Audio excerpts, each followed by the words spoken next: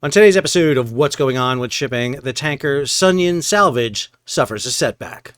I'm your host, Sal Mercogliano, and that is a tough phrase to say. I hope you appreciated it. We're going to take a look at what's going on with the tanker in the Red Sea, the salvage effort, and movement of forces in and around the area. There's a lot of things happening regarding the Red Sea. If you're new to the channel, hey, take a moment, subscribe to the channel, and hit the bell so you'll be alerted about new videos as they come out.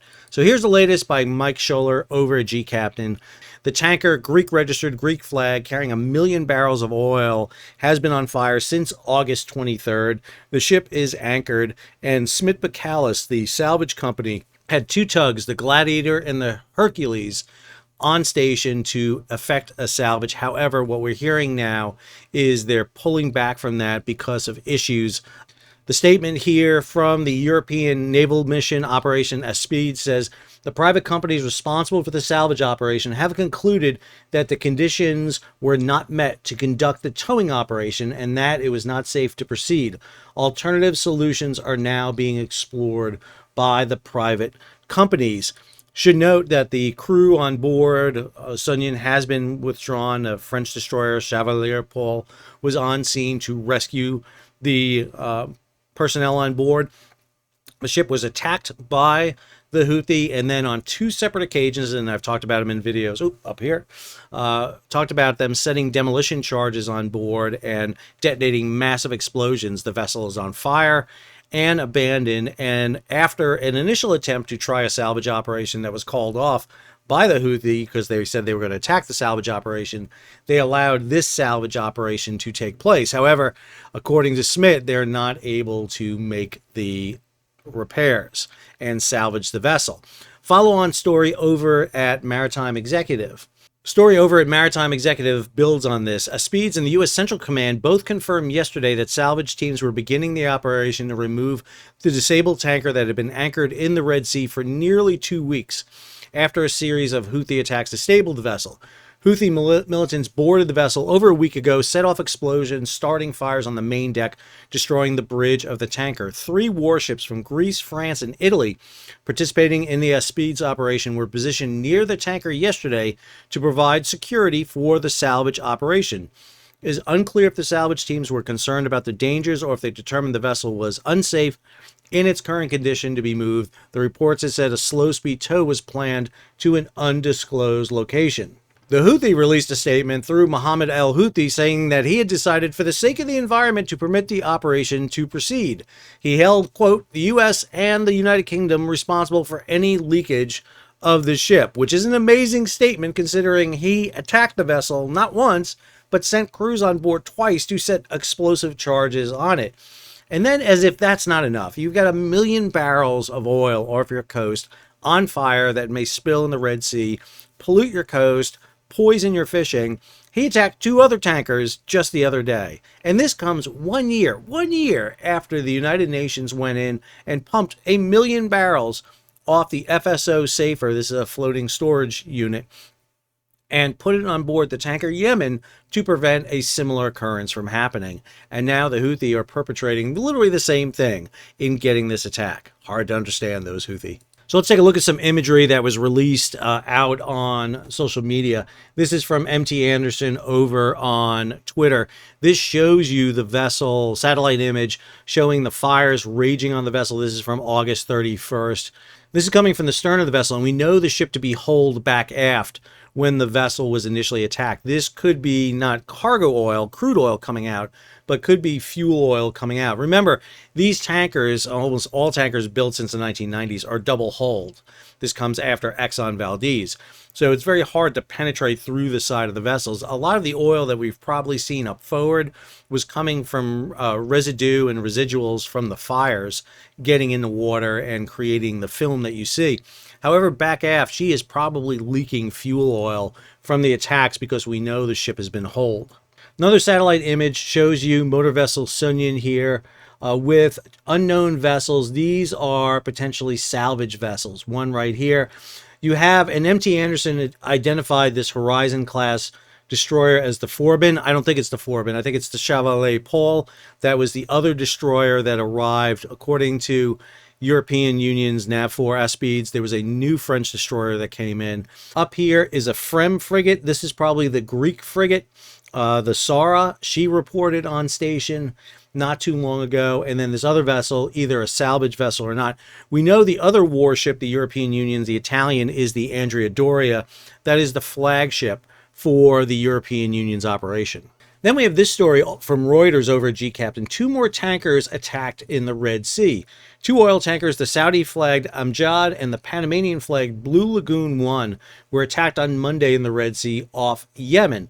This is after the Houthi allowed the salvage operation to begin, and here they are attacking 2 tankers. Of note, one of them is Saudi. However, Bahri, the company that owns the Amjad, basically said that their ship was not attacked. The ship was not targeted nor sustained no injuries or damage. There's probably a reason the Saudis don't want their ship being attacked. They don't want to get sucked into this conflict. They're doing a pretty good job staying away from this because Saudi Arabia fought Yemen for a long period of time, over a decade. And they probably don't want to get sucked back into the conflict again with them. So even if their tanker was attacked, they may sit there and just deny the issue because they don't want to get pulled back in. Should note that over at the Washington Institute site, we don't have that attack registered just yet. The last ship they have attacked was the SW Northwind 1. That was a bulk carrier that was attacked on August 21st. Waiting to see an update on this. If we go over to the United Kingdom's maritime trade operations, you'll see the reports. Attack number 118, that is the attack on the Blue Lagoon. Attack number 119, we believe, is on the Saudi tanker. This is the track for Blue Lagoon. I want to note something here real quick, because I've seen this development and I'm really beginning to wonder something. Blue Lagoon is carrying oil from Russia over to Asia. And one of the things to note here is these dash lines here. This is where the AIS turns off. Now, under the IMO, the International Maritime Organization, you can turn your AIS off when you have security issues. However, what's to note here is the time distance and speed. This ship is traveling at 12.5 knots. And if you look here, 12.5 knots, ship is traveling roughly around 50 miles here. And at 12.5 knots, that makes sense in the time frame involved. This seems like a pretty straight course from 1900 over here to 2300. That's 4 hours. 12.5 knots, that's 50. Perfect, right there. This one, however, doesn't match up. It's taking from, let's see, about 1400 hours UTC time to about 1737 UTC time at 12.5 knots to travel roughly 40 miles. I'm hearing rumors that Russian vessels are paying off the Houthi, that boats are coming out to meet these ships and they're basically dumping cash out them so that they can pass through the region. Now, don't have proof. I'm hearing this from very reliable sources who are talking to companies and participants on vessels that carry Russian oil in the dark fleet, that this may happen. And I have to say, I've looked at a whole batch of these tracks for Russian tankers coming through, and I am wondering whether or not these ships are being met by the Houthi and then giving free passage, which makes me wonder, why was Blue Lagoon attacked? Maybe the numbers wasn't right, maybe the negotiations didn't work, who knows?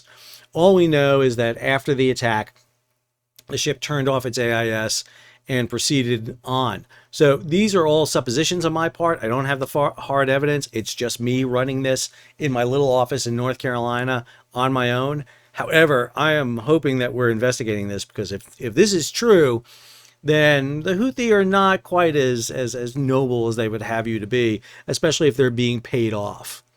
This is the latest chart over from JMIC, the Joint Maritime Information Center. This is a joint effort by the Combined Maritime Forces and the UK Maritime Trade Operations.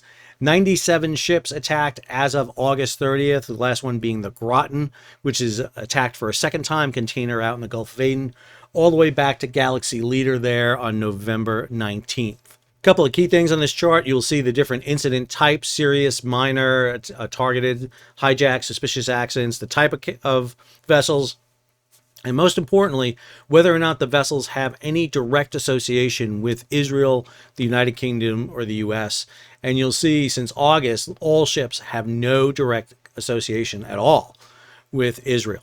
So I want to leave you with two issues that I think are of note. Number one, this story from Lloyd's List about war risk insurance. So let me explain more. I did a whole video on war risk insurance, and I'll have the link above for you.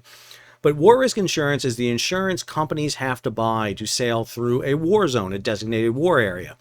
Much like flood insurance, if your house gets hit by a flood and you don't have flood insurance, you're not covered. Your normal insurance doesn't cover it. Same thing here for vessels. If you don't have war risk and you are damaged due to combat, you are not covered. Well, this story, the gap between the war risk from Black Sea and Red Sea, which stood at around 2 to 1, in other words, the war risk in the Black Sea was twice that of the Red Sea, is now almost closed, according to market sources. Insurer response to last month's Sounion casualty has inevitably pushed pricing up for Red Sea transits, although not as much as many observers have been expecting. It had gotten up to anywhere from about 0.75% to 1% in the Red Sea. It had fallen down to about 0.4%, and now it's back up again to about 0.75, 8%, 0.8%. Meanwhile, growing confidence that Ukraine is on top of the military situation, can handle Russia's anti-ship capabilities, is exerting pressure in the opposite directions. All war risk quotes are bespoke and are very widely depending on owners' records. Fleet size discounts and entitlement to no claims bonus. It's almost like the posted lending rate or mortgage rate that's out there across a country. That's the ideal rate. That doesn't mean that's the rate you're getting. And it's the same thing with war risk. Goes on here, according to Lloyd's underwriters, ship owners may indicatively be looking at 0.8% of hull value for a 7-day Red Sea transit. That's typical, 7 days.